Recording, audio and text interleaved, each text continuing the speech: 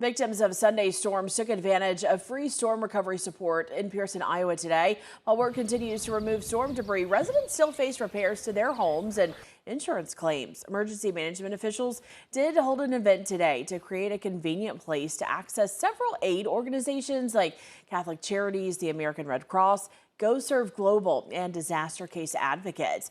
When it comes to cleanup, emergency managers say there are some big trees still left to clear out.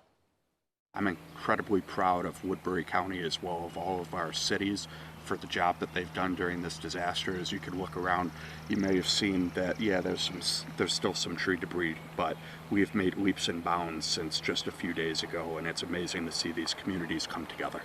As many as 100 people got help just today. Today's event also offered mental support, additional financial support, as well as food and clothing.